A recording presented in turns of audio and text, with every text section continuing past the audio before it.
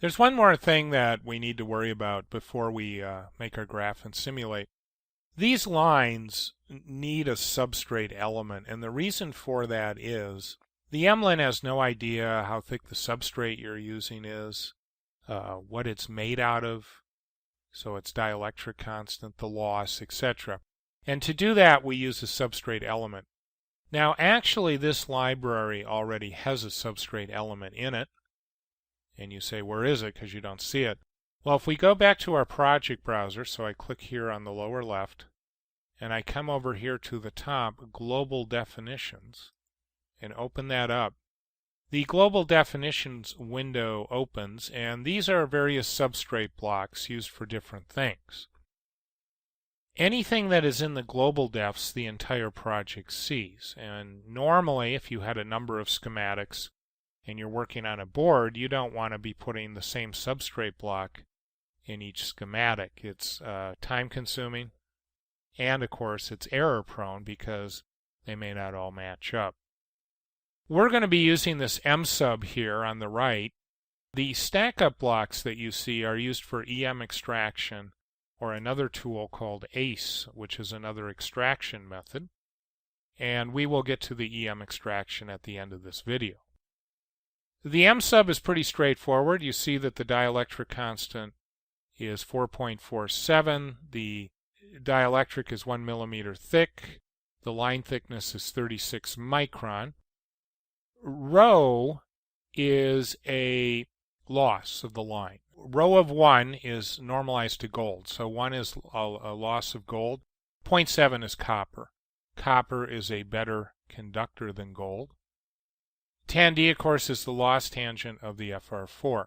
Now, one thing that people get confused on is ER-NOM. ER-NOM is not ER. ER-NOM is if you use an X model, which I referred to earlier, it tells it which table to use. So use the 4.47 table. If the table doesn't exist, it will interpolate to the nearest table. We're not using X models. We're just have ER of 4.47. Let's go ahead and go back to our schematic now. One more point on M-subs. You can have more than one M-sub. Maybe you're going from a thick board to a thin board, and you want to.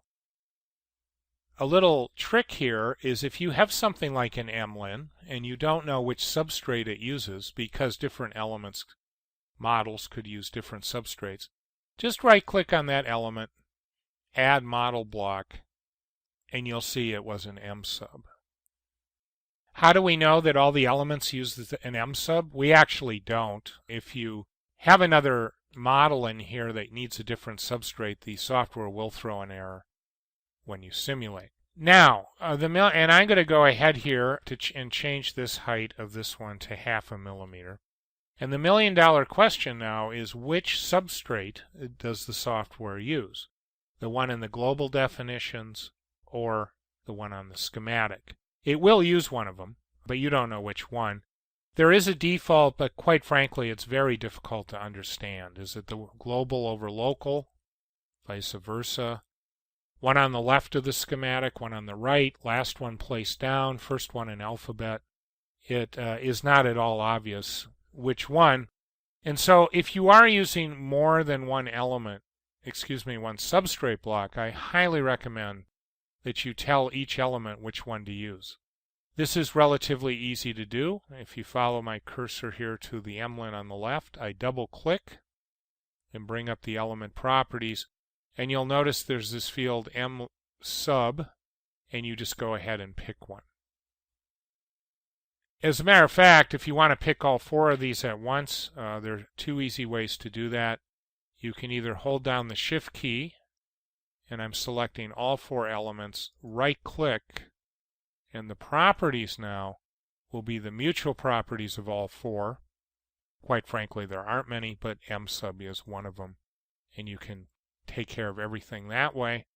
The other way to select all the elements would be to rubber band around them, and you get all 4, and then you would do the mutual properties. In the new version of the software coming out, we're actually not going to allow you to keep the field of the M-sub unset if you have more than one, because this is a common source of errors. People don't realize they have an M-sub in global defs, and they can end up using the wrong one. I'm going to go ahead and delete this M-sub so we don't have any confusion. I could just delete it, or you actually are free to disable any element with a right-click, toggle enable, and you'll notice it grayed out. It's exactly the equivalent of deleting it, the advantage being you can bring it back later.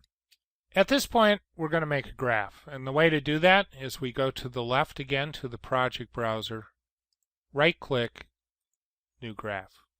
I'm just going to name my graph S for simplicity. You can make rectangular graphs, Smith charts, you can even make tables. That is a type of graph. I hit OK, and you can see that we have a Smith chart before us. Of course, there's nothing on it at the present time. I'm going to put a measurement on this Smith chart. Right-click, add new measurement. This is the measurement dialog box, and the measurement dialog box has all the built-in measurements in the software. I've never bothered to count them, but I'm sure there's about 200 or so.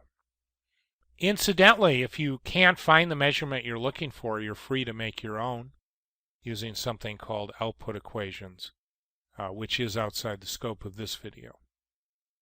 This is all set up for port parameters S. Every measurement has a data source.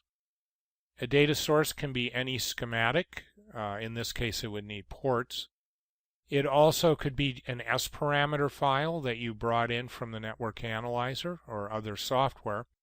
Incidentally, to do that, if you follow my cursor to the left, you would go here to Data Files, right-click, Import Data File, and just go ahead and bring it in.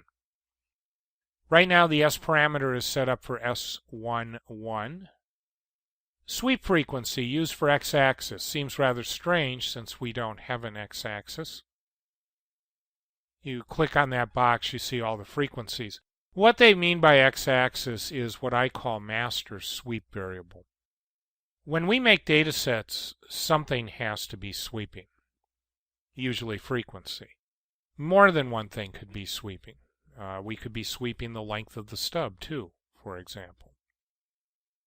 Of those things sweeping, one sweep variable gets special status in the graphs.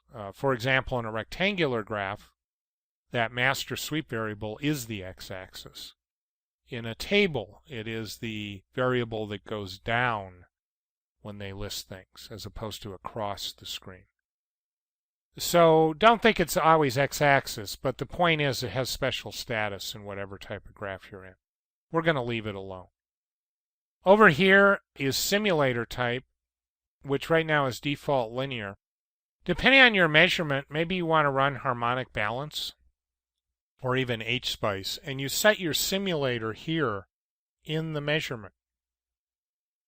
This is very different than most software where this would be set in the schematic. So again, notice that the measurement is controlling the type of measurement, the simulator being used, and the various sweep variables.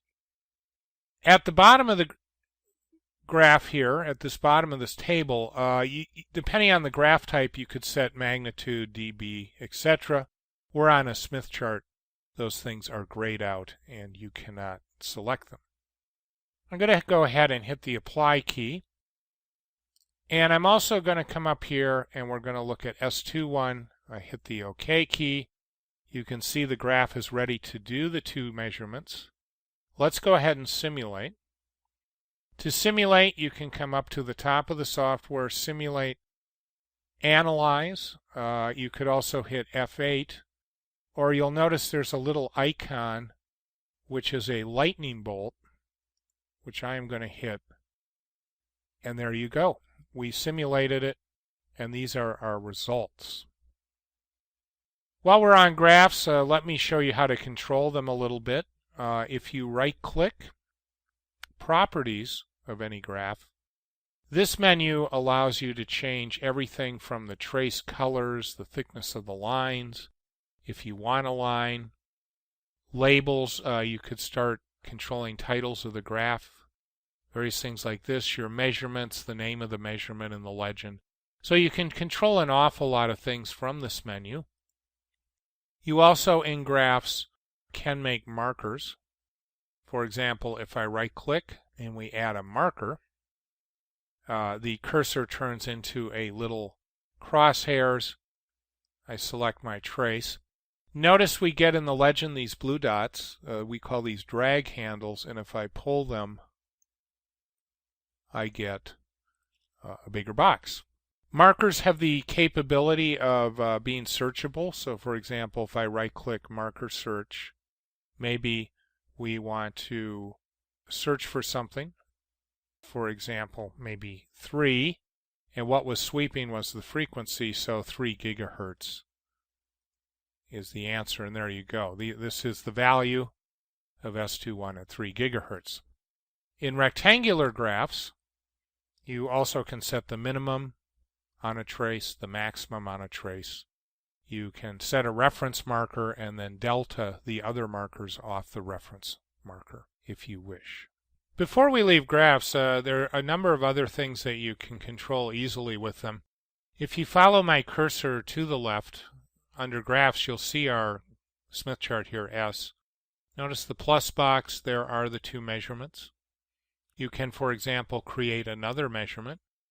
You could do that with a Control-C, Control-V, or add new measurement, or you can simply take your measurement, holding down the left mouse button, and drag it into the graph, and you're ready to make your new measurement, for example, S22. Notice when I hit the lightning bolt, the graph immediately updated. The software did not resimulate. It already had the S parameter data. You're just asking for a new measurement, a new trace of that data, and the software is smart enough not to resimulate. It won't resimulate unless you change something in the project that requires it. Maybe adding or changing an element in the schematic or changing the frequencies could do it too. Another trick with graphs on the left is you could right-click, duplicate as, rectangular, and notice we've made a rectangular graph. Again, if I hit the lightning bolt, it immediately updated, didn't resimulate. Again, you can take graphs, like if over here on the left S1, we could drag the entire graph up into graphs and create a copy. And I am free to rename it to something. I just called it A. You can do this with circuit schematics too. We could take my stub up here, drag it into circuit schematics, and go ahead and make a new schematic. One thing that people fairly commonly would like to do is add subcircuits to a schematic, and let me quickly show you how to do that. So if you follow my cursor to the left, I'm first of all going to take my stub 1 and rename it, and let's just call this sub for my subcircuit. And then if we go back to my stub, I'm going to add the subcircuit. The way to do that is to either find the little icon SUB, which for me is right here. You can go to Draw, Add Subcircuit at the top, or what I like is the hotkey Control-K, and there you are. There's your subcircuit. Notice you have to have ports on this circuit to make it a subcircuit. This has 2. And if I hit the OK button, we have indeed brought it in, and you're now ready to wire it up. In the same manner, if you had data sets coming in from the network analyzer, which again would be residing over here on the left in data files, you would go import data file and go out and find it and bring it in. Once you've brought it in, if you go Control-K, you can add that data directly as a subcircuit. And finally, if you have an EM project, in this project, you can basically take the S parameters of that and again add it as a subcircuit using Control-K.